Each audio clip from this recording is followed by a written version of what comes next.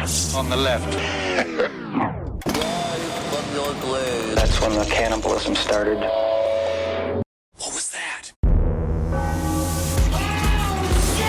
So I've been watching a lot of Fresh Out on YouTube. Have you seen this? What is Fresh Out? This show is about, it's a big, huge man that just, he's fresh from the penitentiary, and people send him questions to ask him about fucking, like, what's life like on the inside, and then when you're locked up in a hoosegow. And I gotta say, man, you better be careful not to be a Peter watcher. All right, because you're going to get your wig split. If you're a chomo, you get your wig split. Oh, my If a shot goodness. caller comes up to the yard and you're doing your machina, even if you're in the middle of your machina, and he puts you out on a call, he puts you out on a work, and you're making pruno, you got to do something like that. You got to deliver up to the big dog, all right? And you don't roll up with your homies, man. You can get your wig split.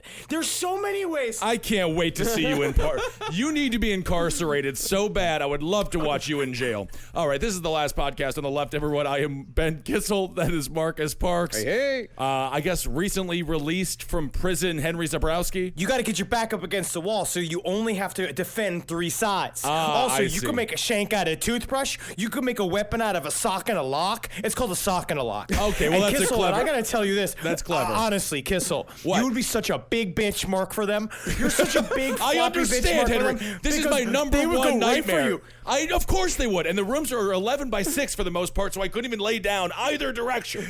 Anyway, They'd have to call you, but think about it, Kissel. What? They'd call you like the question mark. Oh my God! Because of what it I'm would all do to your crooked. spine. Yeah, exactly. I would look like royalty with spina bifidus. All right. Let's get to the Enfield. Let's get to the Enfield Poltergeist Part 2. It's only spookier from here. Now, we picked the story back up in December of 1977, just 3 months after the haunting began and 16 months before it would end. Wow. And things would only get worse for the Hodgson family from here. The poltergeist appeared to be getting more powerful. As with the iron grate of the fireplace that we talked about in the last episode, the one that almost hit the little boy in the head. Oh, yeah. The poltergeist opened the metal door of the refrigerator so hard that it hit the Hodgson stove and left a large dent. Now, do we know for a fact that Norm from Cheers wasn't just drunken in their house at midnight? No, he's an American. It was Mr. Belvedere. Oh, I see. I apologize. But it would do innocuous things as well, such as when it lifted a pile of folded clothes off the kitchen table and tossed them 5 feet away to the floor, still neatly folded, all in the plain view of Gross, Playfair, and the family. And you would believe the oak crumbs were heard across the neighborhood. There's also, poltergeists are very naughty, but not evil. Yeah. That's the thing we talk about all the Right. time, is that when you cover poltergeists, is that they normally do things that are very, kind of like mischievous. When they just do it to annoy you. Very juvenile, huh? It's very juvenile. It's like, and they say it's like there's a child in the room, except you don't want it to be sitting on your lap. Definitely not. Wait, do you want children to be sitting in your lap? Why would you go down this road, I'm Marcus? saying- Of course, he's got I'm a just tiny, saying I weird don't want Polish it to. lap. I do not want it to. All right. Well, fairly soon after Janet's picture drawing exhibition with the Brazilians, she and sister Margaret started sharing dreams, yelling at each other in their sleep. And in one incident, Margaret yelled, Go away, you 10 little things, running about, destroying things, like a little Dr. Seuss. Oh, that's kind of fun. That's a cute little rhyme.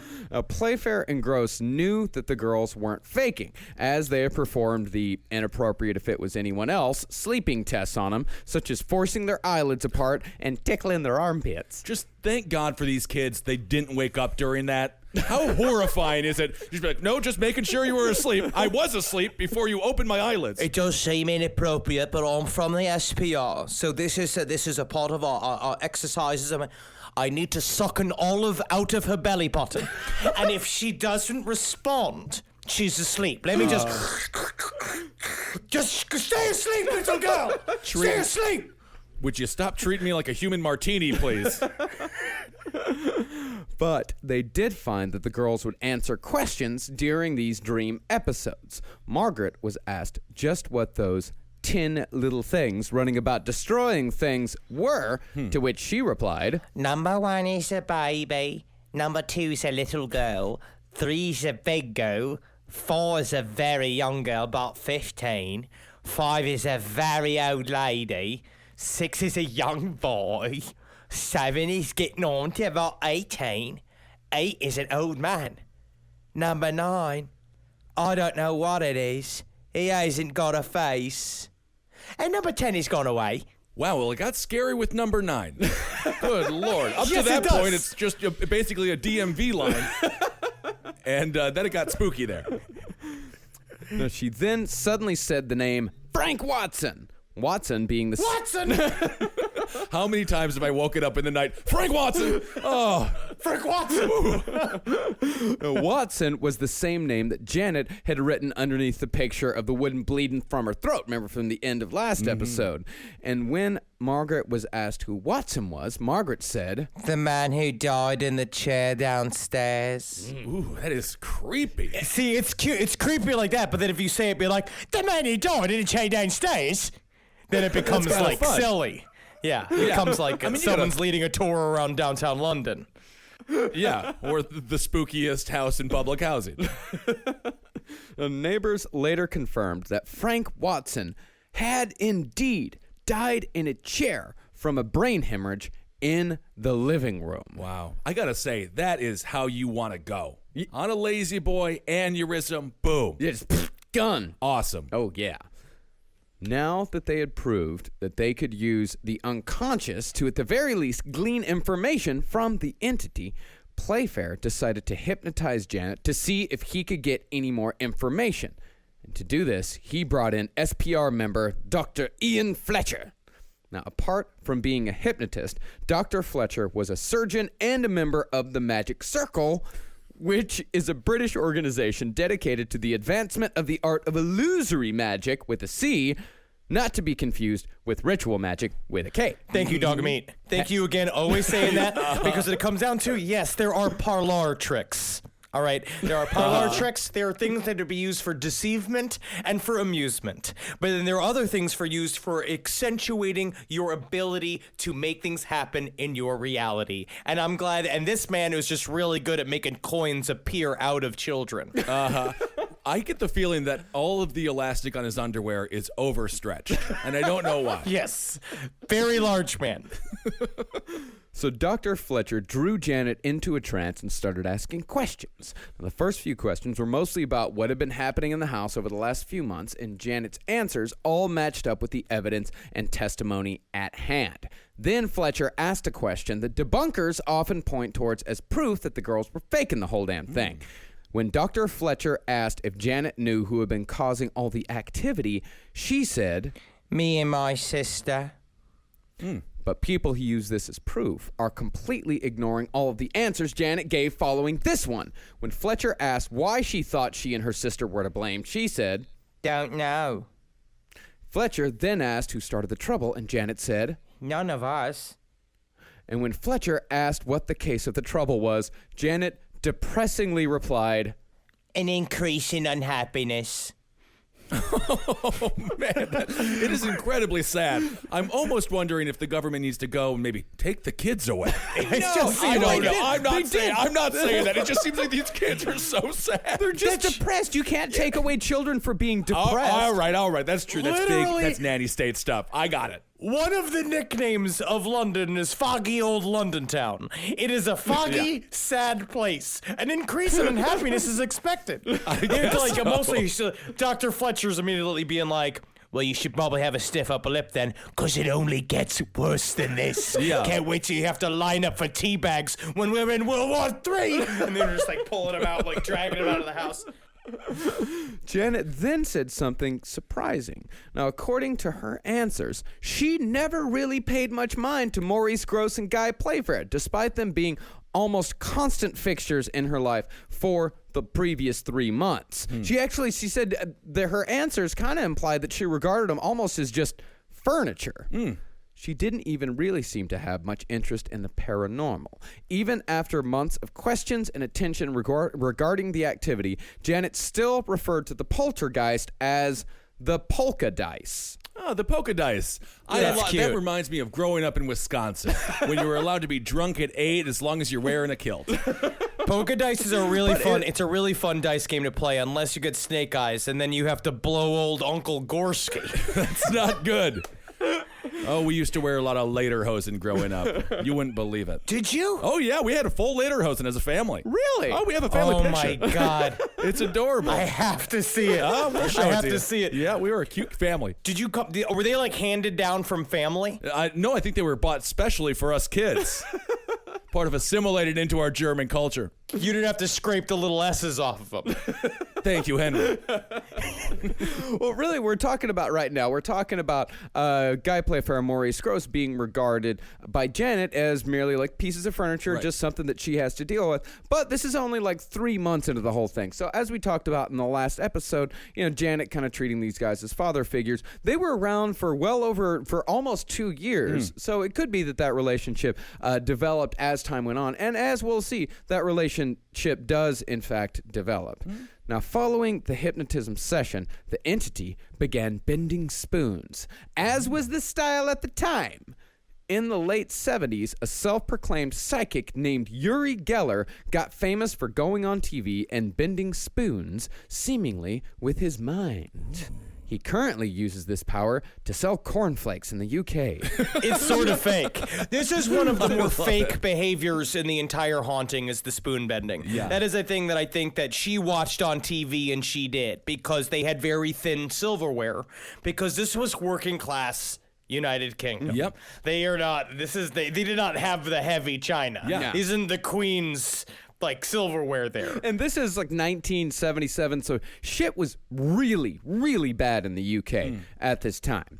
So the Poltergeist, or Janet, depending on who you ask, took a cue from the spoon bending craze and started bending spoons all around the house. Peggy Hodgson actually saw it happen with her own eyes twice, with each spoon bending in exactly the same spot so they fit together perfectly. That's the interesting part about the spoon bending. But that's also if you believe Peggy Hodgson. No, it was very exact. And also, it's the same thing with the notes possibly left by Janet, that kind of shit where it's like, it's a very complicated hoax. Janet needs to be some sort of like a genius when she goes to sleep in order for this to work. You know what I mean? Like, she was a very strange little girl. Yeah. You wonder if there's a spoon bender in town, but then someone comes in bending sporks, and then that guy's out of business. But sporks are usually plastic. Because then they're Tougher just to bend, unless you got a lighter. Well, this right here, after the spoon bending, this is when the infamous voice began. Now, as we said in our last episode, when the Hodgson family was on holiday to Clacton-on-Sea, Peggy had been awoken in the middle of the night by the sound of a dog barking coming from her children's bunk beds. They always wanted a dog. They finally got a dead one, I guess. In December of 1977, the noises came home. It began as a combination of loud whistles and barking coming from Janet's vicinity, although the noises didn't seem to have been made by Janet herself. They always seemed to be coming from behind her. Did they see any New York City construction workers? You ever had a New York City? I mean, I know the whistling, but you ever had one bark at you? I get it. I honestly get catcalled all the time from construction workers. You don't get catcalled. You just get, hey, big guy. Hey, big guy. But some of them you can tell are just like, I'd like to ask you out on a date, but because of social standards and the homosexuality that is not looked upon positively within the community that I'm currently working with, I cannot sexually hit on you, but I can say, you play basketball. I got barked at by a construction worker, and it was an attempt to scare me. It happens to all of us. Well, concerning Janet whistling, Janet had particularly large teeth at this age. This is what I'm saying. Like, hold on. Huge. Like, you know how like when I hit puberty, my hands and my feet were the first things to grow. My hands and my feet are still at 6 foot tall, still grossly outsized for my body. They are. But they were the first things to grow when I hit puberty, so I was about 6 inches shorter. With Janet, the first thing to grow on her was her teeth. Like a mule? Like a mule. Wow. She is somewhere between a mule and she's got like an old English man's mouth inside of a little girl's body. It's kind of fun. Well, according to Playfair, these gigantic teeth made it impossible for her to whistle. Oh, she can't whistle with these. You're gonna have to chisel these down for her to whistle, poor girl. She'll never be able to play with Art Garfunkel. Just trying to shave them down like the toenails of Jim Carrey in Dumb and Dumber. But Playfair and Gross reasoned that if the poltergeist could make noise, then it could ostensibly speak. And so contact was made. Present at the first communication, aside from Gross and Playfair, were two other SPR members named Anita Gregory and John Beloff. Here is audio from that first attempt at communication. Let me hear you say my name. Come on, let me hear you say my name. That's not my name.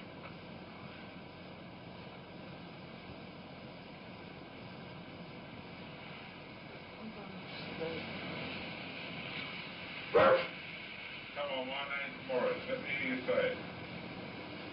Morris. Say Dr. Belloff. Come on, let me hear you say that. Come on, let's hear you say Dr. Belloff. Could you close that door down? Say Dr. Belloff. What is it? Just hold that one on this way. Now, if you squeak the bed, I can't hear you talking. Now, say Dr. Belloff.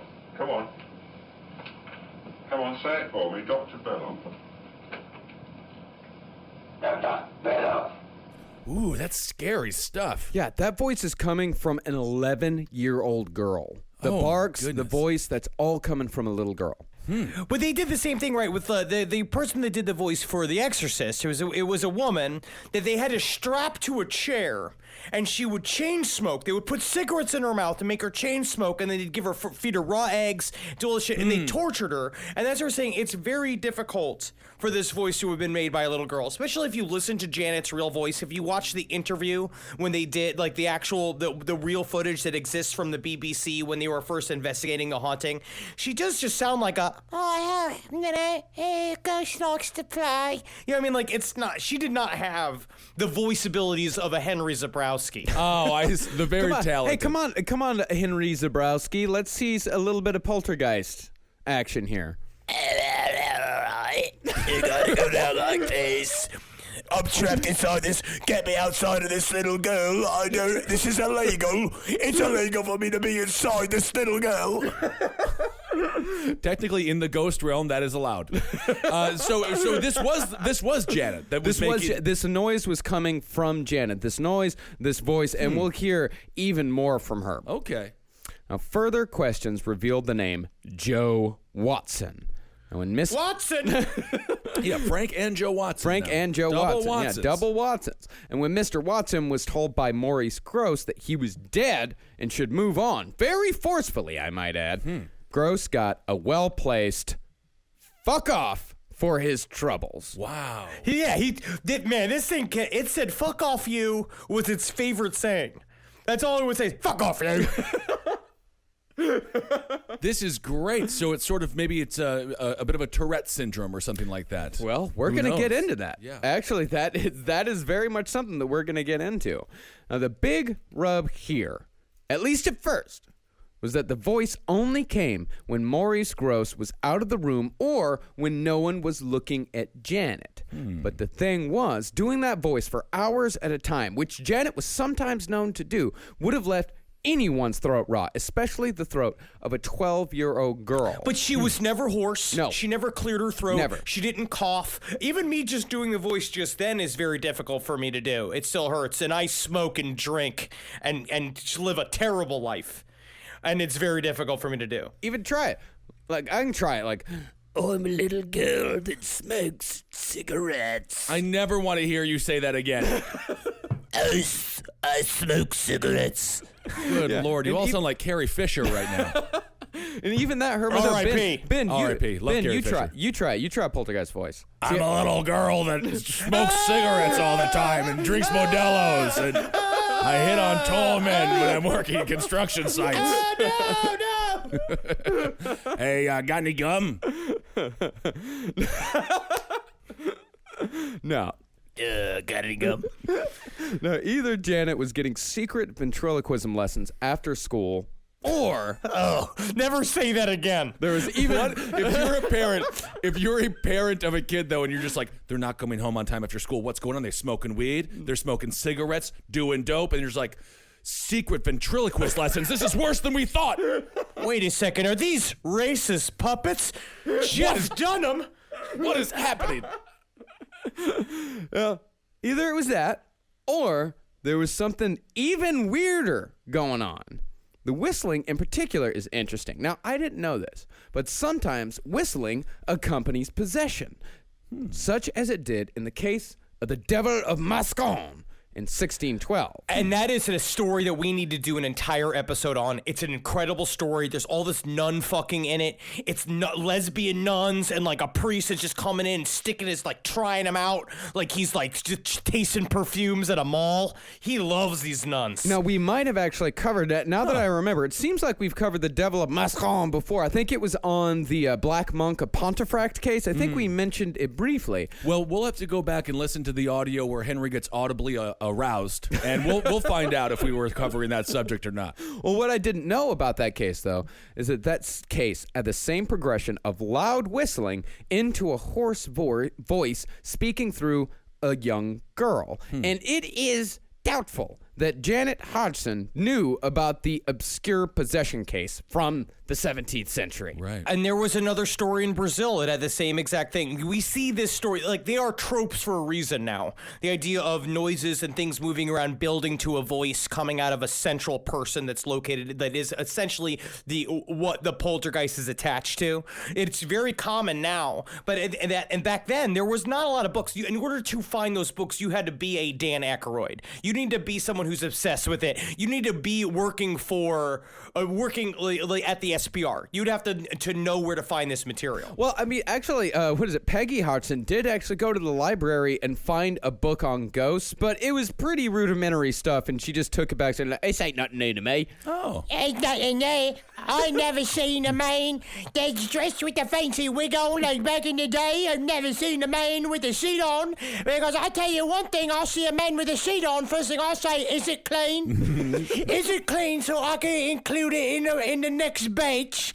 Because the water's getting hot. All right, so you want to return this? And You just want to return the library book. You didn't like the library book. You got any rags? Do you have any rags around? Any buckets or scrub brushes? That's my favorites, my only friends. Today's sponsor for Last Podcast on the Left is Texture. Wouldn't it be great to be able to read all your favorite magazines at a moment's notice? Introducing Texture, the app that lets you read all the latest news and culture magazines like Vanity Fair, New York Magazine, Interview, and tons more right on your tablet or phone, anytime, anywhere.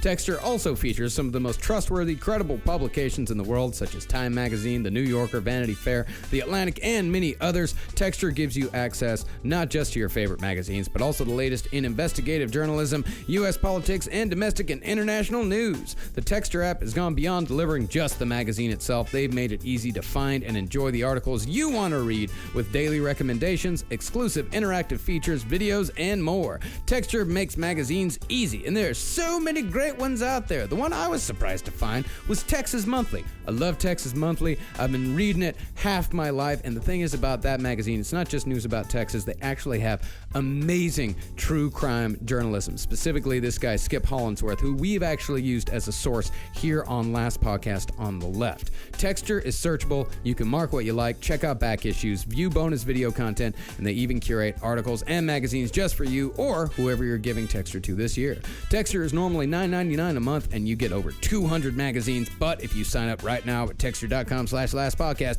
you get a 14-day free trial. That's 14 days to try Texture for free when you go to texture.com/lastpodcast. That's texture.com/lastpodcast. So the day after the first communication, Gregory and Ballarov, who were present at the Bark Bark Run Rum.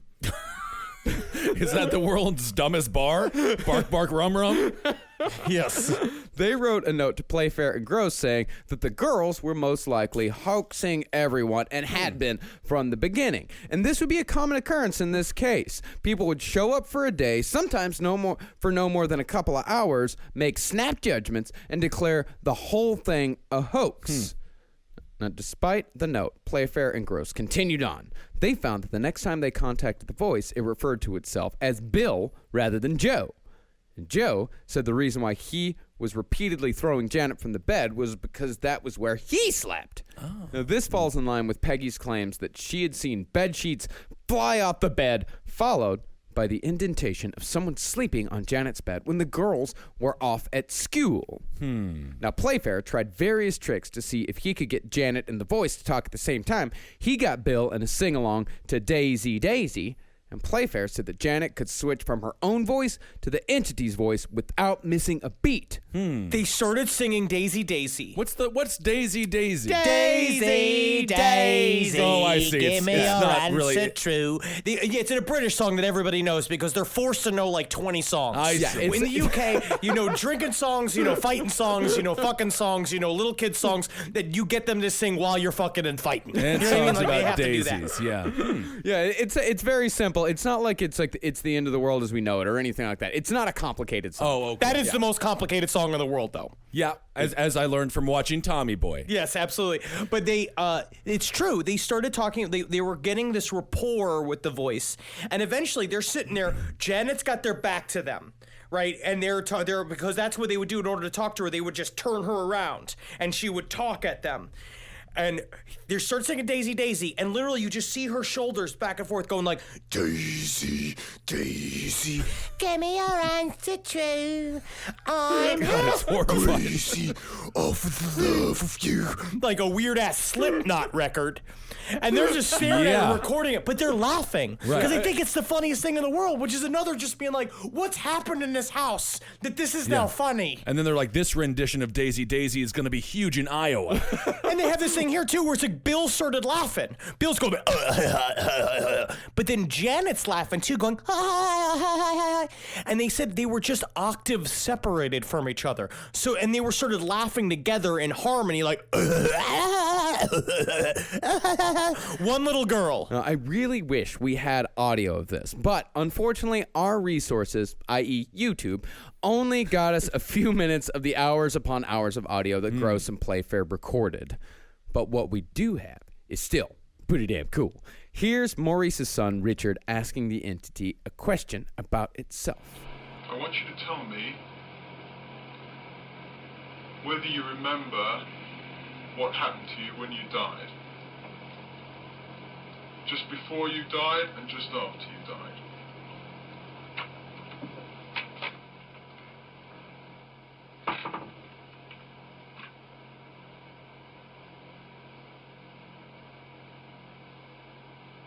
Days before I died, I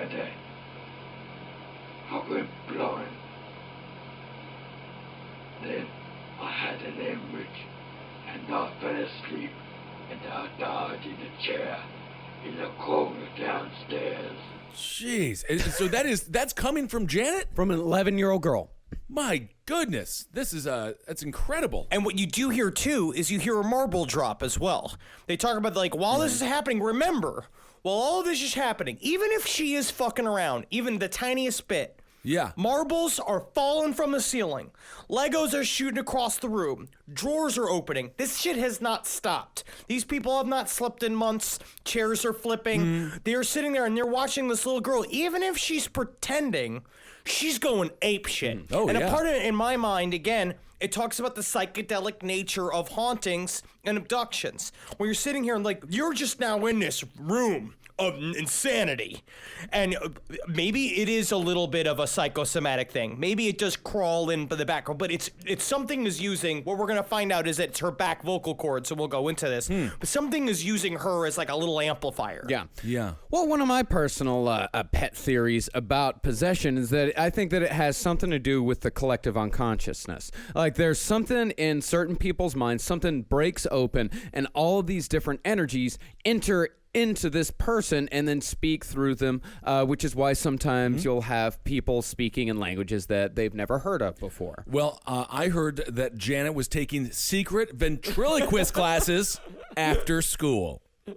Now, Richard, that's Maurice Gross's son, he was a little apprehensive about buying the whole story, especially when he discovered that the voice would only speak if he was looking away from Janet and would stop the moment Richard turned his head. But what really piqued his interest was that the voice stopped if Richard even thought about turning his head. And this is where, okay, I don't know whether or not I'm just so delusional and so hopeful for a sign of the paranormal, but I do think that there's a difference when they talk about in physics, right? The idea of observed and unobserved reality and how they behave differently, about how, like, when you look at something, more shit happens. There's also experimenter bias and shit like that where you can make it happen sort of by looking at it. And I kind of wonder if there's something to the idea of just the observation of the activity gives it the energy it takes to go. And then when you turn it away, it expends it. It's like you charge the battery and then you turn away and then it shoots it out the other side. Yeah, you really can't. As soon as you start filming reality, you change it. Exactly. Which, if you look at the Jersey Shore, they were actually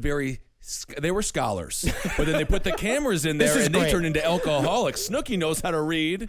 Another wonderful current reference that our listeners will understand. Jersey Shore. Now, it must be said, though, that the voice shared some personality traits with Janet, such as their shared habit of abruptly changing subjects in the middle of conversation. Once, when Margaret was talking to the voice about where it came from, the voice said, I want some jazz music. Get me some now. They got him back on track, but the voice said he came from the local graveyard. When they asked him why he hadn't moved on to the next plane of existence with all the other spirits in the graveyard, he gave the coolest possible answer. He said, I'm not a heaven man. Cool. Yeah, isn't that cool? That's kind of fun. Hang out in foggy old London. What could be more fun than that? I have always said foggy old London in 1977 is heaven on earth, especially when you're in low-income housing. Now, there is one other incident in particular that points towards Janet being the sole source of the voice. On December 14th, 1977, Janet officially flowered, if you know what I mean. I understand. Yeah, I know what you mean. Do you get Mark. what I mean? Yes. Which is totally wonderful and applies. We know that. She had a public ventriloquism lesson. I think that's a good thing to call it. But why do you call it a public ventriloquism lesson? I don't know. I don't know. Maybe we're not the experts on this subject. What do you think I am vaginas? not. What do you think I don't- vaginas do during menstruation? Again, Marcus, why tease the question? Why even tease the I want answer? to know. I want to know what he thinks happens. All right. Well, I know that what happens is that on a very special time when a girl is just grown up enough but not grown up enough, a little doll inside of her wakes up like, and says, "Mommy, mommy, mommy, time to paint the legs." Is that a good way to say it? And then she gets out her crimson and she gets out her ruby reds. Is that true? No. I'm gonna go with no. But I like the idea. Eggs come out. Yeah. I know eggs come out, and then the lining is also just kicked out of the house like it's a 17-year-old punk. Yeah, started doing drugs, yeah. Started being a drummer in a band. Well, the night that Janet first flowered, as gross, Actually, Playfair. when you say flowered, it's worse than Henry's terrible description. I don't think there's anything wrong with me saying flowered. The way you say it. Anyway, that's fine. Well, that night, as Gross, Playfair, and an SPR colleague named Hugh Pincott were having a discussion with the voice suddenly asked, Why do girls have periods? Playfair and Gross tried dodging the question because they did not want it to. You explain it to me now. You explain why is it happening. But after it became clear that the voice wasn't going to talk about anything else but periods, Pincott, because Playfair and Gross refused to talk about it despite Gross having a grown daughter, Pincott went into the room and explained it all in great detail. So this is obviously Janet's sex ed, a strange sort of haunted sex ed class. Yeah, well, that's yeah. Because why would the ghost care about periods? Yeah, especially on the day that Janet first got hers. Unless maybe the ghost. I mean, the ghost had no sex education growing up. I would imagine maybe it was a lonely old man. Janet got her period, and the ghost was like, "Oh, what's going on here?" So now we have a ghost living inside of what's it like? Yeah. So the ghost is in there. So he's just like, what? It got leaky inside of the vessel that he was in, which is Janet's or something. Yeah. I honestly, I think it's weird that she didn't have to go to health class at Spooky University. I just feel there's no bad reason for this. that. She had to talk to paranormal psychologists about her first period? Yes, she did. Sucks. She had to talk to a man named Hugh Pencott. Go to the doctor. Well, no. You see, I'm Janet now. What happens is that I'm a woman of a certain age. How do I put this delicately? Your body is changing. Well, both Janet and the voice listened very closely without interrupting once. And that was something that neither Janet nor the voice ever did. They were both pretty bad about interrupting. But Playfair, of course, he was a smart guy. He thought it was a little strange that the voice would ask about periods on the same day that Janet first got hers. But when he asked the question, the only answer he got was a curt "fuck off." Oh. Honestly, it's a very Playfair did kind of figure out. The two of them looked at each other, and he walked in. He's just like, it just seems to be very interesting that you would ask why you need to know about periods and all this, and being like straight up being like, "Are you Janet? Are you Janet? Are you just being yourself?" Or Janet talked to us, and then she went "fuck off," and then like had a seizure, and then went to sleep. I think that's what I would do the first day I had a period. Have a seizure and then go Tell to everyone sleep. to fuck off. Yes. Fuck off. But it does seem that there is a connection between the old menstrual cycle and poltergeist activity. Definitely. As the haunting reached a new level soon after her period began, because that is when the levitation started. Ooh. So yes, like the voice, nobody actually saw the levitation in full as it was happening, but there is still circumstantial proof that it happened. David Nottingham, the neighbor, gave Janet a red pen after she told him that she'd been levitating. He told her that if she levitated again, she could use the pen to draw a circle around a light fixture that would be impossible for her to reach otherwise without loudly moving the bed across the room. And as soon as Nottingham left the room and closed the door, Janet nonchalantly said, I'm levitating. Okay. David tried to open the door to go inside, but he found that the door wouldn't budge. And when he finally did open it, Janet was back on her bed, and the ceiling had a red mark right where David had asked her to make it. Cool. He was right outside the door, and if she wanted to move the bed to make the red mark, she would have had to drag the bed across the floor, get on the bed, and then jump up off of the bed to draw a mark. And of course, the mark would have been messy as hell. But Nottingham said that the circle was very neat. But even though David didn't see it with his own eyes, 3 other witnesses in the neighborhood outside the house that very same day would see something themselves. Janet said that after she made the mark, she had passed through the wall of her bedroom into that of her mother's, saying it was all white. When Peggy went to check her room, she found a copy of Janet's book, Fun and Games for Children, on the floor. Scary. Even though she was sure she had just seen that book in Janet's bedroom just prior to the levitation incident. David decided to test the entity's matter transfer abilities because he was thinking, it's like, okay, well, maybe Peggy's mistaken. Maybe little Johnny left the book over in the other room. So David Nottingham said, all right, pass this big red plastic cushion through something. It's going to be much harder than a little book. And the entity said, All right, Davy boy, I'll make it disappear.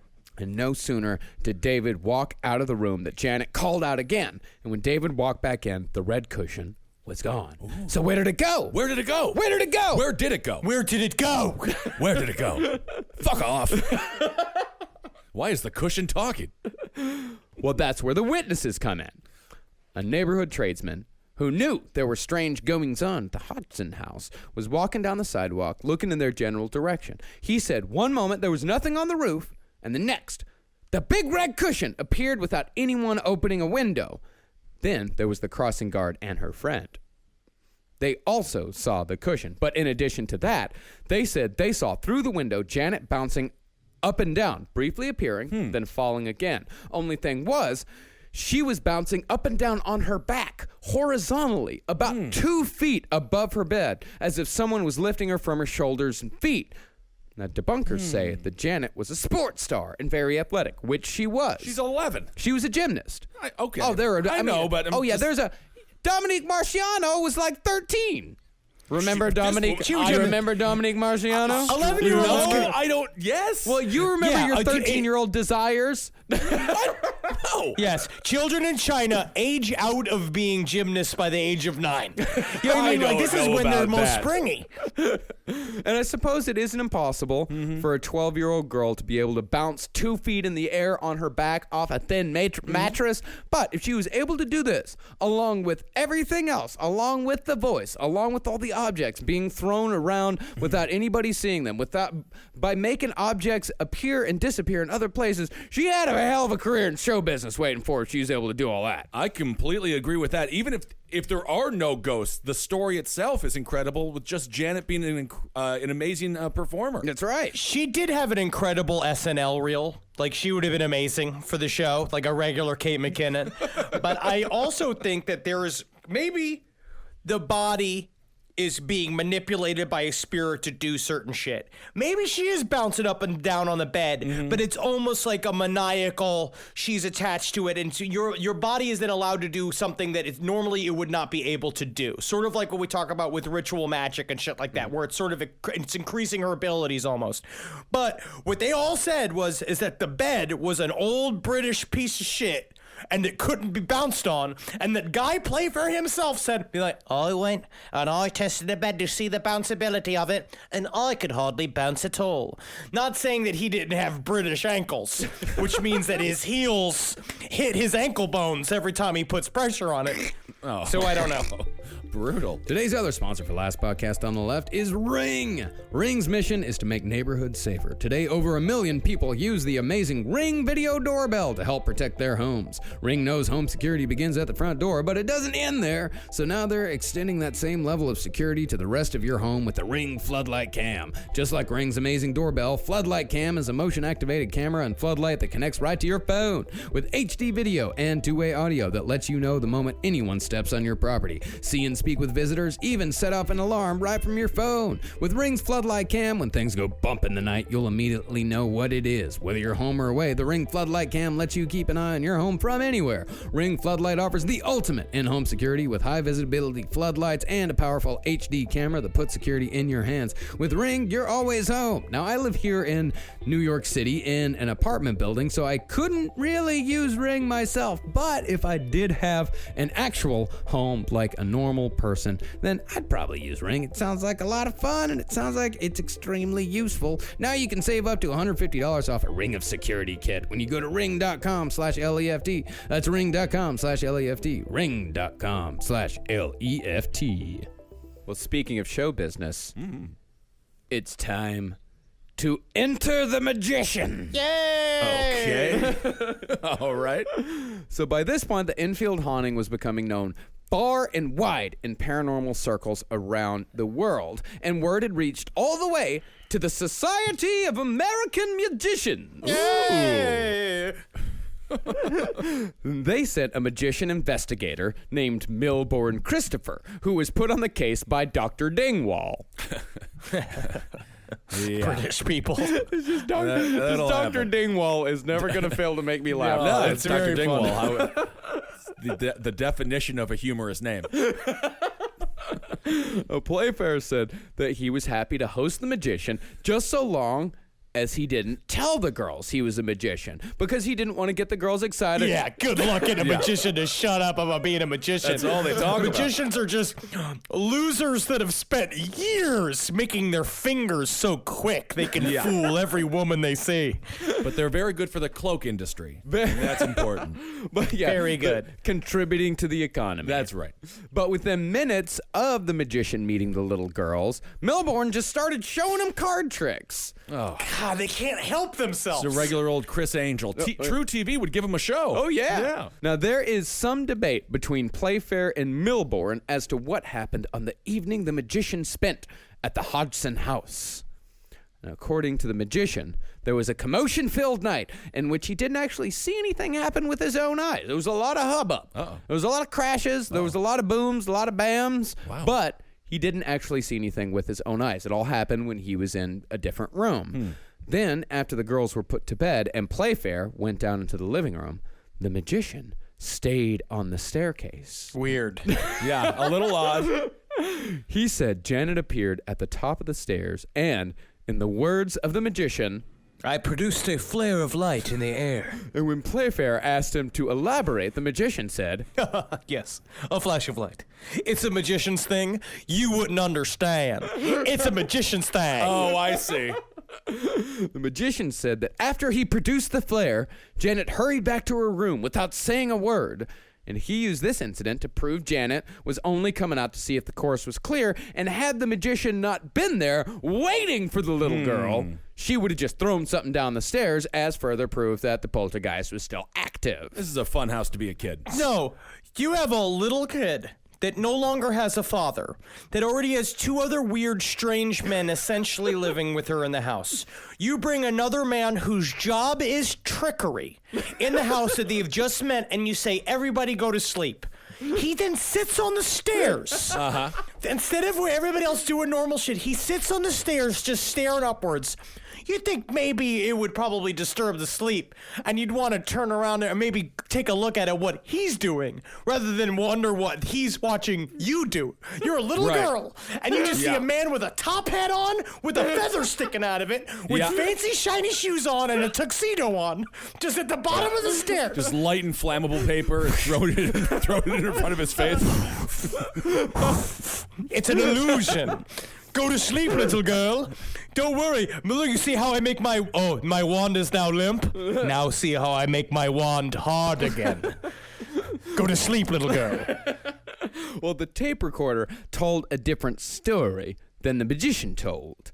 During the earlier commotion, Janet's bed had collapsed, so she was staying in the spare room by herself. And after she had gone to bed, the voice started up. The voice said, Get out, or I'll double shit to you. You get stuffed. The ghost is right. Janet is correct. Get out of my house, magician and two other dumpy weirdos. Double shit to you, magician. Get stuffed yourself, you dumb stinky magician in there with your big coins. Your big coins and your squirty flowers. What are you, Jackie Zabrowski? That's a funny inside joke. That is funny. That's not even an inside joke. That's a Round Table of Gentlemen joke. Please go listen to the Round Table to hear more about Henry's sister refer to her vagina as a squirty bird. That's right. Yes. Janet was then heard after double shit to you. She was then heard calling out to Maurice. She got out of bed and she went to the stairs, scared out of her mind. She's looking for new daddy. Sure. Now, the magician was indeed waiting for the little girl on the stairwell, but it was not the silent encounter he described. Instead, Janet started talking at him about how she didn't like to be alone, but the magician, being American, couldn't understand Janet's thick accent. And after a feeble attempt to communicate, you can hear 3 soft pops on the tape recorder, presumably from the weird magician's powder that he used to create the flashes. So when he runs into awkward conversation, because there's a transcript of this in This House is Haunted by Guy Playfair. There's a little bit of a transcript because it's him just being like, I don't like to sleep alone.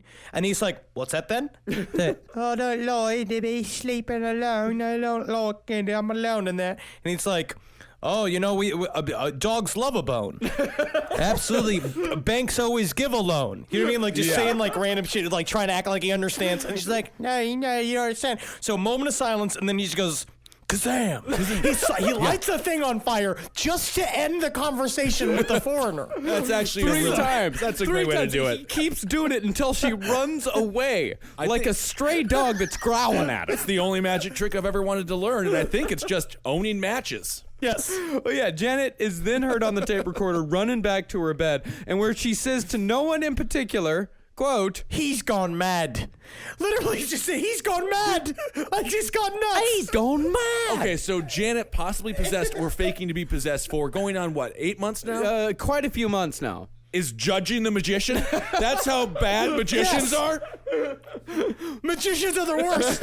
Well, the point is, nothing was disproved here. It was just a magician who didn't know how to deal with a 12-year-old girl. Yeah. But that didn't stop him from saying that the entire Enfield haunting case was fake.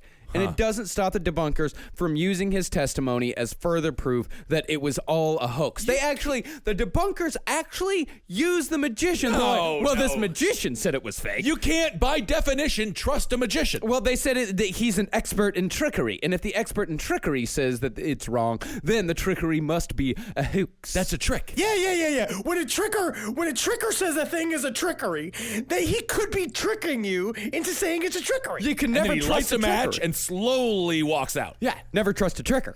Never. So the experiments with the voice continued. They taped Janet's mouth, filled it with water, wrapped a scarf around her face. God. But nothing would stop the voice. Even when they did all three at the same time. Well, we've tried waterboarding her. All we got was some government secrets. Nothing about the ghost, though. Now, now this may seem controversial. Okay, and I mean this as a scientist and as a researcher. But what if I were to sit upon her face? I will continue to wear me underoos attached to my anklets that attach to my socks. I am fully clothed even when I'm nude. I am British. So it is not skittish or perverted for me to sit upon her mouth and see if she uses me as, say, a trumpet or a trombone. They also did a couple of scientific tests on Janet's throat. They found that the voice did not come from the front of her throat. Can I just ask real quick, where's her mom? Just literally with her fucking basin outside. She's got all the workers' uniforms piling up on one side, and she's like, ever since the coal factory shut down, the new brick factory makes these clothes extra dirty, so I've got to scrub them for hours. These are jokes about the socioeconomic conditions in the UK in the 1970s. Which were quite bad. Quite bad. Oh yeah, garbage everywhere. I think I think they had the garbage strike, and New York City had the garbage strike at the same time. All I know is that the Clash was singing about it.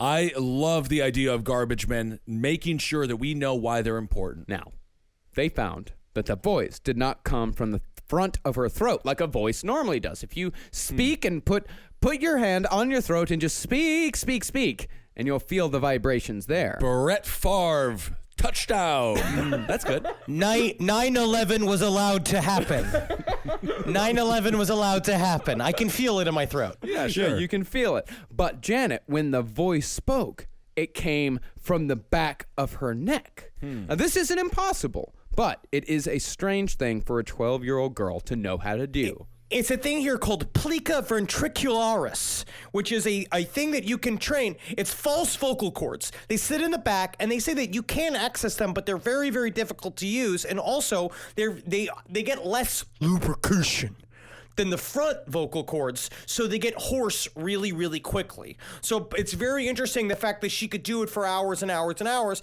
Essentially, she'd have to be like the Neo of ventriloquists to be great at this naturally. Okay. Yeah, she is the Neo of this whole story. Oh, yeah. She is the one. She is the one. So around Christmas, the entity started getting even more aggressive. The Hodgson's well-loved goldfish were found dead in their tank. When the family noticed what had happened, the boy said, I done that. And when Gross asked why and how, the voice replied he had electrocuted the fish by accident using quote-unquote spirit's energy. Which Maurice Gross then said, that is proof that poltergeists work on electricity. Yeah. And then a part of it, it's like, because they did find these things dead. And it's the thing that makes our meat jump as human beings. I could not keep a goldfish alive that I got from the carnival for more than 48 hours. Well, yeah, no one can keep carnival goldfish Why alive. not? No one can. Because they're designed to live for a day. Is that right? Oh, yeah. Well, I fed it a lot. Yeah. It had one good day. Well, after the goldfish died, 2 days later, on Christmas Day, Whitey the parakeet turned up dead in his cage. Oh, my goodness. That is so sad. Parakeets are the worst animal on the face of the planet. No, they're always We used to talking. have them for years. They're awful. They're awful creatures. They're dirty. They're mean. They bite. Birds are terrible, terrible pets. Birds are scary. Well, later that day, the entity attacked Janet herself as she was sitting by a window by wrapping curtains around her neck. And a couple of days later, it happened again. This time, the swish of the curtain was caught on the tape. And this wasn't just it was the The curtain squeezed. They were trying to strangle her. We should talk about this too, because that is very compelling photo evidence of the curtain. When you watch it, it is in a really unnatural formation. It is completely curved around, because you remember we had a timed camera in that room watching them at all times. We'll talk about, honestly, the levitation pictures that you see they look obviously faked. Yes. They look like she is jumping for the camera, and I think that is completely normal. I think that is because as a little kid, they even talk about all the time. Maurice Grosse and Guy Playfair are like, Janet plays tricks all the time. We know she does. There's certain things that she does that are genuine though, and they're part of the not levitation all the time. thing. They actually said that she played tricks like very, very few times. But her jumping was just trying to get somebody to believe her it was happening. Who is a better levitator, Shinrikyo, the leader of Shinrikyo, or Shoko Janet? Asahara. Yeah. Shoko Asahara. Yeah, because he was using his butt cheeks He to did do it with his butt. Okay. Yeah. Now, that whole incident with the curtains, that happened 6 more times. But thankfully, it was never enough to seriously injure Janet, at least physically. Mentally was a different story. This woman seems like she is afraid of everything. She is fucked up. When you see her nowadays in the interviews, don't look at the extras on the DVD for Conjuring 2. No. The stuff that we found, like the recent one from the BBC, the one with her and Guy Playfair, and she just looks haunted. She's the same, like literally being like, you don't understand what I went through. Yeah. I had something inside of me for a year. Why? Why did you go into your mother voice? Did I? You don't understand what happened. You don't even understand. That's what happens. I have her just below the surface. Oh, God. I was like watching. I did the same thing, watching the footage, being like, that poor girl. Oh, that's just a shame. Oh, wow. It is a shame, and I like whenever you do your mother's voice, you grab your chest. Always. My mom, where do you think Jackie got it from? Oh, yeah. Grabbing her tits all the time. My mom does a weird thing where every time she does like a caring voice, she holds her breasts. All right, so Janet doesn't allow any curtains in her house anymore. Absolutely not. And the poltergeist, it seemed to take on different personalities, or it was actually different energies working together if you believe the 10 naughty things list. Soon after 1978 came, the voice, calling itself Fred, told Peggy that she should get rid of a bag of knives that she had brought out of storage. These knives had, just like the furniture she'd already thrown out, belonged to the family of the man who had murdered his daughter down the street a few years previous. Get rid of the knives! Get rid of the knives! Get rid of everything! All of the knives! Why would you you say this, you got rid of the furniture. You got rid of the useful shit. We'll keep Why the would weapons. You keep the knives. We'll keep the sharp things that could do the most damage. We'll keep them in a bag. Yeah, why she got rid of the furniture and not the knives is anyone's guess, especially after the furniture already proved to be haunted. They like their jams. They like their spreads. You can never have enough knives. Think about how dangerous the furniture has become.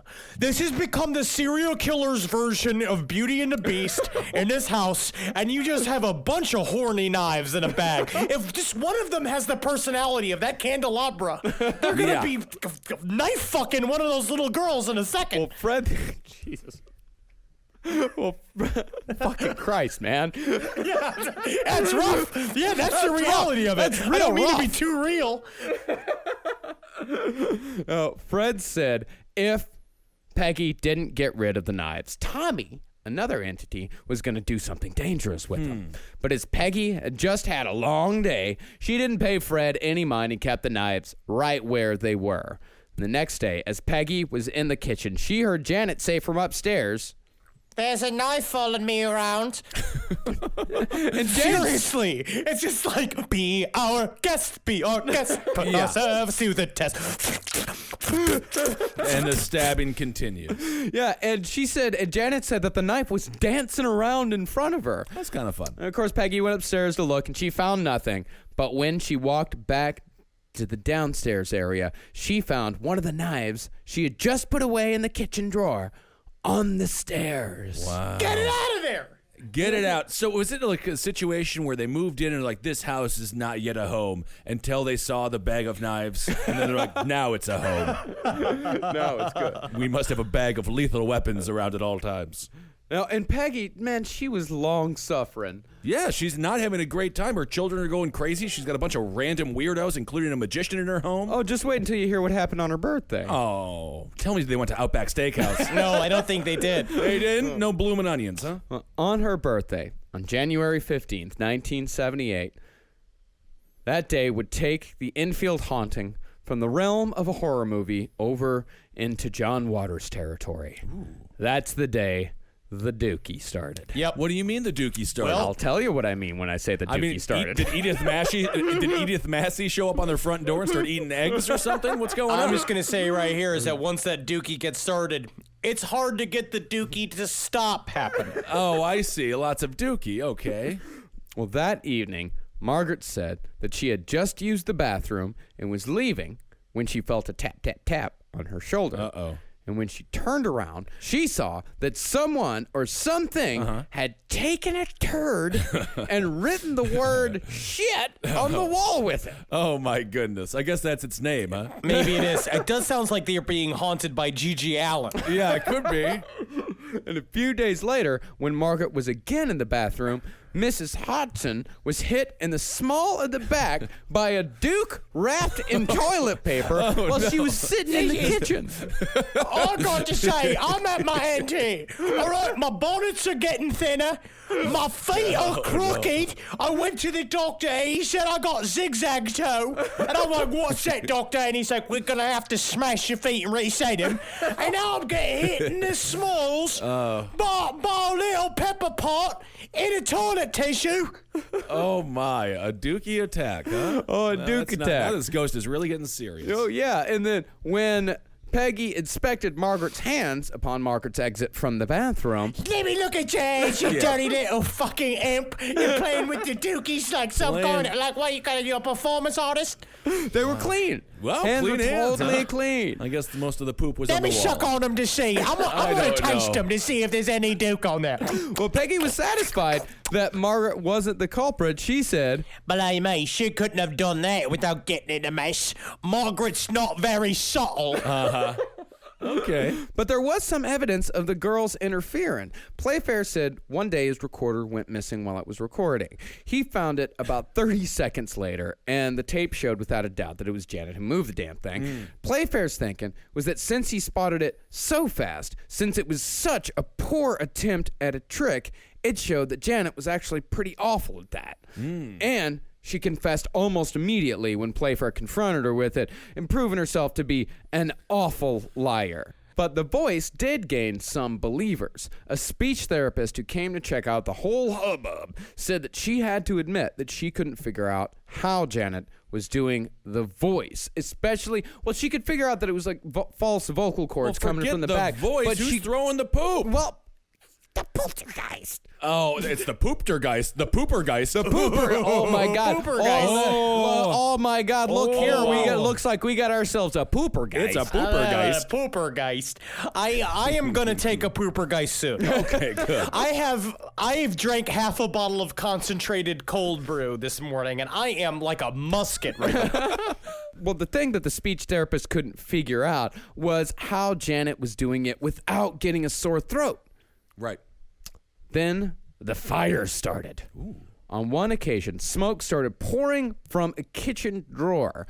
And when they opened up the drawer, they found a scorched box of matches, although no matches on the inside had been lit. Cool. Oh, yeah. And after this, they decided to try their luck with another medium. This time, they tried a regular Joe named Gary Sherrick.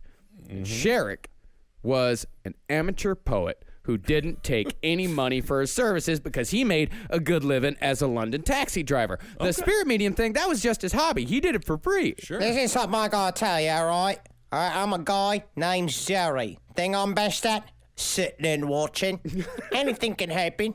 I sit there and watch it with a photograph memory. I'll watch anything. I'll watch you take a shit. I'll watch you kill a dog. I'll watch you suck on the toe of a shoe. I'll watch anything. Anything you got for me to watch, I'll watch, and I'll remember it.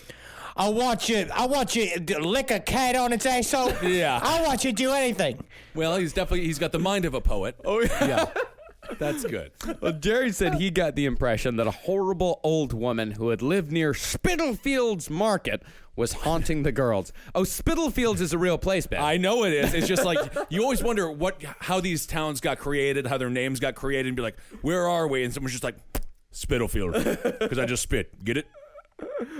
Well, they said that it was possibly a horrible old woman who would live near Spitalfields Market that was haunting the girls. And when Jerry asked if they had ever smelled rotting vegetables, they replied that they had. Of course. Jerry, like the others, didn't really do anything with Janet besides the whole heel and hands business, but he did teach Margaret how to do battle with the entity. He did not say how he taught Margaret how to do the battle. But it seemed to work for her. I get the feeling it involved balling up human dookie and throwing it against a wall. It just sounds like another secret ventriloquism lesson. Are we done with the poo-poo segment? Because No. this is a huge... I'm really focused on the poo-poo stuff here. No. We ain't done with the poo-poo. Okay, You got more poo-poo coming. All right. Poopergeist. Well, the healing hands seemed to work just like it had with the two mediums before, for a couple of weeks at least. But when it came back in a storm of faces.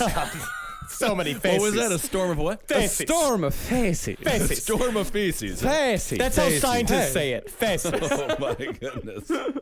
As Peggy walked in on Johnny having a bath one day, she Just found... stop.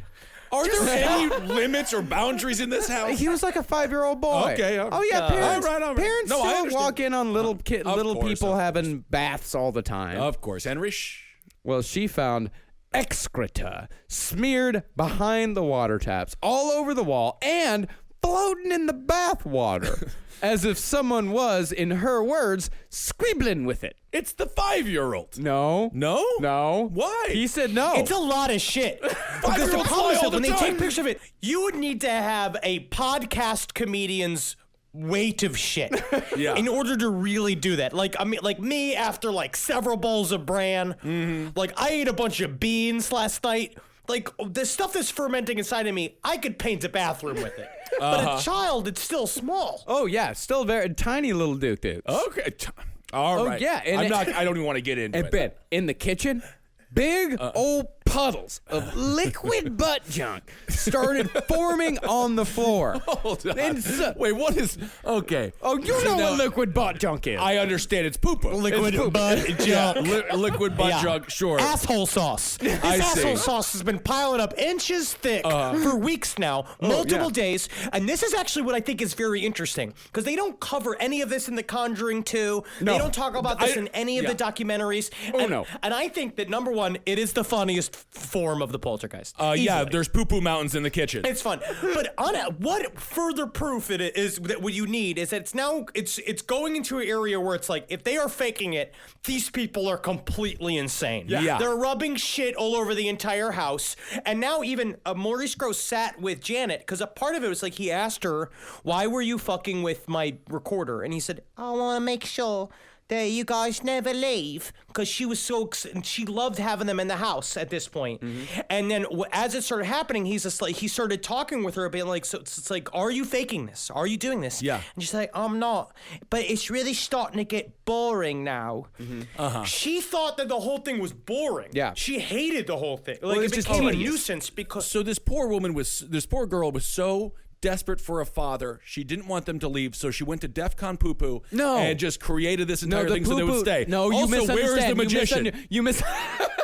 You misunderstood completely. Okay. Moving the tape recorder. That was what she did to keep Maurice Grosse I around. see. No. She wasn't doing the big old liquid diarrhea. Who's creating the mountains of dookie? the Poopergeist?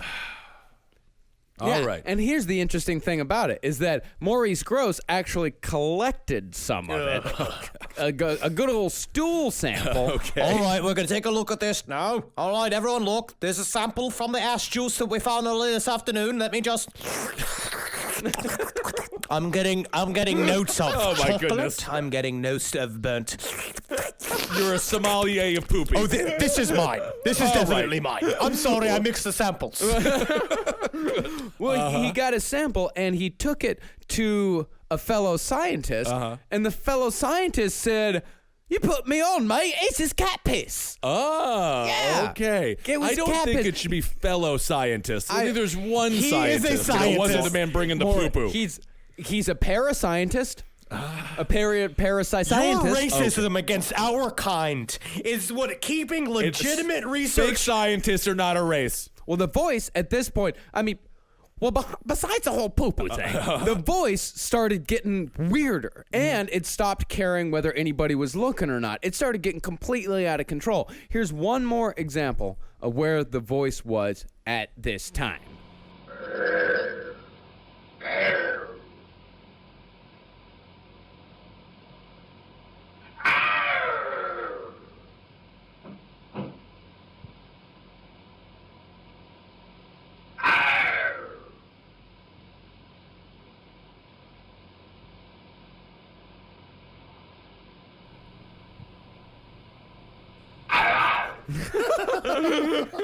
Yeah, it's kind of fun. Yeah, it's kind of fun. No, it was like that old episode that we did. It was like possession or angry cat. Yeah, that could go either way. Yes, it's pretty sweet. And now when they're looking at her mouth, they're saying they're looking at her face and she's making these noises and her mouth is like going like, it's like slightly twitching. It is coming from her, but it's this weird ass thing where like, how is she making this noise over and over and over again for weeks? Right. Now, this is when George Fallows of the Daily Mirror showed back up to check in on the family. But when he saw how much worse and how much more disgusting the case had gotten, he decided a follow-up piece was in order and assigned a reporter named Brian Rimmer to the story. Name's Brian Rimmer, and I gotta tell you, I love the taste of pennies. I use them like mints, just ding, ding, ding, ding. I love it. I like leaving my mouth red with rust. Now, is the poo-poo cleaned up? Yeah, the poop, they're not just leaving it around the house. Okay. They're not animals, Ben. Well, Now, Rimmer decided it was time once and for all to get to the bottom of the voice. So he enlisted the ventriloquist, a man named Ray Allen. just when it couldn't get any nerdier, they brought in a ventriloquist. But think about how many, because not only did we had a magician, we've had at least 15 scientists, we got a ventriloquist now, we also had another dude that was a famous sufferer of a haunted house. His name was, that came in, that said the same thing, Matthew Manning. He also came in. This is incredibly documented. Yeah. Oh, yeah. There's so many people who are just showing up being like, what the fuck is happening in here? And it's all just weird old men. Well, Brian Rimmer, Ray Allen, and 3 other people showed up around 8 p.m. one night to the Hodgson house completely unannounced.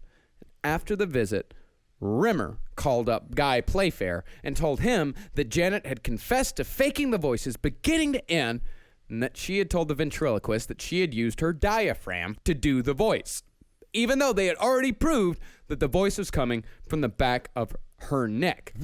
And Playfair immediately went to the Hodgson house to hear exactly what had happened, because he was pretty damn sure that Janet didn't even know the word diaphragm, much less what the hell a diaphragm was. And she, again, had a different story to tell, just like with the magician. Wow. She said that when the ventriloquist started talking to her, she just zoned out and just started nodding, because how many people have come to talk at this little girl and to ask her question after question after question? And she just stopped paying attention to anything that she said. And also, that's kind of what a lot of 12-year-old girls do when you talk to them. They don't listen. And when a ventriloquist talks to you, not moving his lips, trying to be all sneaky, I mean, of course I'm not going to listen to that. It's all lies. Now, according to Janet, she hadn't heard a word he said. Now, the article entitled Ghost Hunters Clash Over Mystery of Spoof or Spook Kids. Ooh. It did claim the voice to be a hoax, but, to its credit, did not discount any of the other phenomena. And the phenomena did continue, with the apparitions returning in full force. Both Margaret and Janet saw an old man with long fingernails walking through their room at night. Peggy saw a child dressed in a nightgown floating out of the bathroom, and saw a partial apparition of a man from the waist down walking up the stairs. But the creepiest incident happened to Peggy's brother. He saw a man, solid as anything, just sitting at the Hodgson's kitchen table at 5 o'clock in the afternoon, looking out the window. The brother closed his eyes to blink, and when he opened them again, the man was gone. and replaced with a pile of poop. No. No. What if the man with no waist walking back and forth was just so jealous of that people could poop because he had no butt as a ghost? Oh, that would be the Yeah, worst. he was just doing it as a revenge. Oh, yeah. So finally, in July of 1978, the family decided to send Janet away for a little while. She stayed in a hospital across the Thames for a couple of months and the activity died down, but not completely. For example, the whole incident with the brother and the men in the kitchen happened while Janet was gone. And Margaret was mostly free of the activity, using the unnamed powers that she learned from the taxi driver. What did she learn? I don't even want I don't to know. They didn't say. The It's secrets of a taxi driver. It's a secret, Dan. Yes, only taxi drivers will know. Ooh, did she get some taxi cab confession? I don't want to go down that road. Doctors found nothing wrong with Janet physically or mentally, and so Janet came back in September of 1978, hopeful that it was all over and done with. But within 30 minutes of her being home, she saw the same apparition of a child in a gown that her mother saw. After a few more months, they decided to try one more medium, a Dutchman named Dono Gemelig Meeling, Of course. who had personally brought 2 Dutch poltergeist cases to an end. Dono came to the house, got to know the family, and went out traveling on the old astral plane to see what he could find. When he came back, he said that he was positive that a 24-year-old woman was involved in the case. 24 happened to be the exact age Maurice Gross's daughter Janet was when she died. Wow. Now, whether or not this whole thing was caused by the spirit of Maurice Gross's daughter, we'll never know. In fact, we'll probably never know whether poltergeists are the spirits of the dead, free-floating puberty energy, or something else entirely, at least not in our lifetime. What we do know is that soon after Dono Gemelig Meeling identified the poltergeist as Maurice Gross's daughter, the hauntings tapered off and soon stopped altogether. You can always trust a Dutchman. And this is very similar to other cases. If you look up the Reutenberg-Roca case, it's very, very interesting. There's so many other poltergeist cases that are like this. We talk about, the Black Monk of Pontefract is one. There's also the Bell Witch case. Also talks about this a lot. All which that we could do whole episodes on. Yeah. That are all very similar. All right, well, this is the Enfield Poltergeist. I gotta say, Conjuring 2 could have been a lot better. It really could have been. All these characters, unbelievable. The only difference is that the ending is not very dramatic. It's mostly like it's just going to be like, well, that's your poltergeist. Finding out it's the 24-year-old daughter is a huge reveal. It's a pretty big reveal, yeah. The Conjuring Part 2 never even goes down that road. No, it absolutely doesn't. They should. Because that's how Maurice Gross started, and it could be argued that that Janet Gross began haunting the Hodgson house in a bid to contact her father because her father was contacted very soon afterwards. There's a lot. It's a very complicated case. A lot of ins, a lot of outs. It's very complicated. But I also think, and what I think is really nice, though, is that Maurice Gross stayed with the family. He was close with them for the rest of his life. I think he died in 2007. Guy Playfair was also close to them. It was a nice support network. Yeah. It turned into a little family. Yeah. In the end, it's like Maurice Gross got something out of it, too. Like, he got a daughter again. He got to be with these kids, even though they're a little simple and a little strange. Family's family. I don't think simple is the right word. There's very complex. Oh, it's very complex. Oh yeah, very complex. And I think Janet was a lot more clever than people gave her credit for, and Margaret as well. But the thing is that Janet is the only person who will give interviews. None of the rest of them want to talk about this at all. Well, but in the end, really, this case is like you do. Okay, so now that you've heard the whole case, Ben, I know you were skeptical at first. Kind of sweet, right? It's kind of sweet. I also believe the Queen is a horrible monarchy, and they should have treated these individuals that had lower income much better. Oh, it was the 1970s. Oh, my goodness. All right, yeah, very good. Sweet family case. But this is, to me, one of the most convincing cases of the idea of just activity and what it means. That it's not necessarily some spectral, I don't know about the personalities involved in terms of Bill and Joe Watson and all those kind of things. But I think that there's obviously something happening, and it just proves that there's more to consciousness and how it affects reality than what you'd normally believe, and scientists are just on the verge of it. I was just watching a thing, a TED Talk about how essentially we trip making like reality's a hallucination, bro. That's it, buddy. Some TED Talks are better than others, but TED Talks are very good. All right, everyone. Well, thank you so much for listening. Let's see, Marcus, what should we talk about here? We got the Patreon. Of course. Thanks to everybody. Thank you all so much. Thanks to everybody who gave to our Patreon. If you feel like we deserve a little bit of a donation, patreon.com/lastpodcast on the left is a place to give. Of course, we appreciate every single donation. Yep. Even $1 helps us out. We got a bunch of live shows coming up. We have shows coming up in San Francisco, the Outside Lands Festival. We got Vancouver. We've got Calgary. We've got Toronto. We're coming back to Toronto. So much Canada. And Yes, I gotta so say, much I love Canada. it. We had a great time in Montreal at the Just and for I Laughs Festival. Cannot wait to go back to that awesome record store in Toronto. It's called like She Said Boom or something like that. It's the best record store I've ever been in my life. Cannot wait to go back, but that's going to be a part of the Just for Laughs 42 Festival. So just go to that website. It's like jfl42.com or something like that.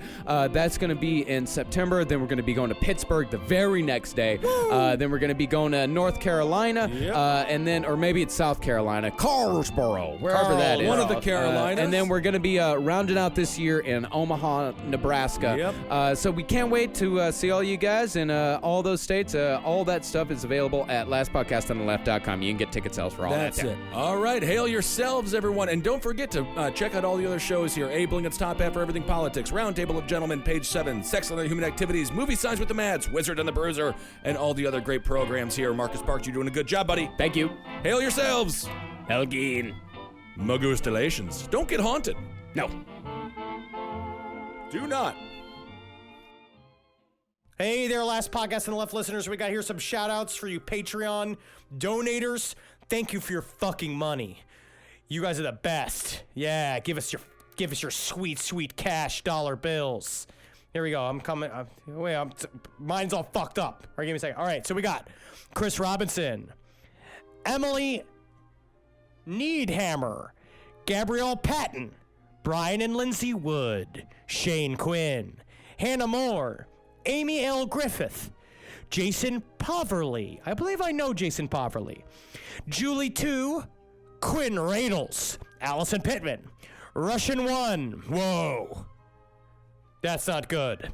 Laura Sefcow, Crystal Flaherty, Chester Champion, Natalie Hempson, Kendall Defoe, Raphael Margreter, Erica Williams, Michael James Benson, Megan Wold. I got Katie Johnson, Patrick, Jonathan Spangler, Parker Acock, Tamira Stevens, Arthur TJ Acock. Wait a Baker. second.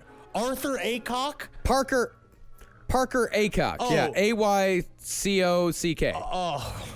Yeah, I knew a guy named Acock in high school. It's not an uncommon name. I got TJ Baker, Claire Brown, Anna Solinger, Lexi Ball, Lucas Biggs, Ryan Crum, Jonathan Bundy, Nicholas Selker, Laramie Daniel Lucas, Scott Ryan, Tyler William, Dustin Riggins, Jamie Gregory, Andrew, Dana Horn, Maya Rose Miller. Now, unfortunately, Ben had to run out, so it's just going to be me and Henry today.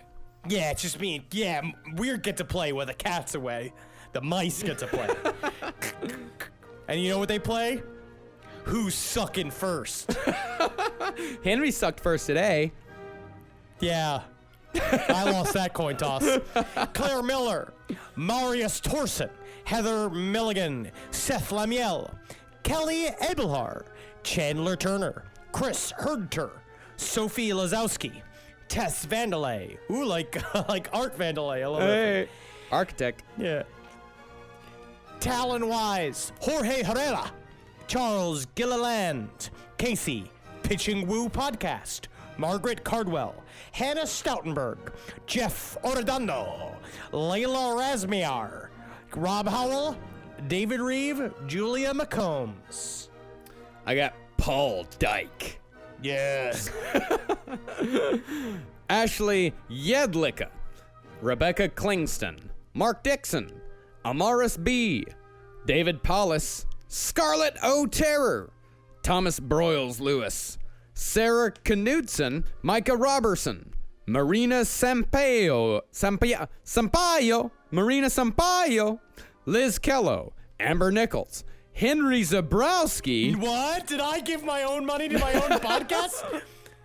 Is this a money laundering operation? No. Claire Waller, Leroy Naldinho, Emily Hamilton, Laura Hawes, Christopher Blake, and Nicolette Kuhn. Ryan Sakash, Brittany Sanchez, Nikki Oliverio, Hannah Hardman, Dominic Carnasciale, Maggie Smith, Blake Sisk, Abigail Damarist, Ellie Burnett, April Nam, Gabe Anaya Guerrero, Holly Lehman Tyler, Giraffes are loose. That is cute. That is cute. Katie Shanahan, Zane Reynolds, Kendall Welker, Toasty Talks Podcast, Mary Taylor, Jeff Spainberg, Paige Gooding, and 6OD. I got Jordan Birkland, Katie Lago Marisno, Liz, Samantha Evans, Kaylee Steiner, Charlotte Dowling, Christopher Hudson, Remington Rock, Yes! Curtis Dickens, Booty Magic, Brian Chandler, Corey Richard, Booty Magic, Chris Heavener, Alicia Johnson, Tatiana Finstam, Melanie Pringle, Angelica Jacinto, Deanna Bate, Matt Magnaninzi, Higram, and Michael Jones. All right, well, thank you guys so much for giving us your cash monies. You're supporting us. Marcus is getting new teeth. I'm getting new feet. And that's pretty great. Thank you guys so much. I'm going to be putting out some new David Berkowitz corners this week. I'm really excited. Please, if you reach out to us either through the website, which what's our new email address? Are we still doing cavecomedyradio@gmail.com? For right now, yeah. Yeah, so it's just send me stories that you want me to respond to as Son of Sam or letters. I'll be happy to read those on air. All right, guys. Hail Satan. And I also want to say one thing. We did not leave cavecomedyradio.com. We're just working on a new thing that is going to be revealed very soon. Yes, very soon. Very soon. Something thick. Hail yourselves, everyone. Megustalations. And hail me. And hail Geen. That was the first time I've ever said hail yourselves. That's fun to say. It is fun to say. It's good branding. Yeah, but Ben always gets it. Yeah, it is great. It is great. It is great. All right, goodbye. Goodbye.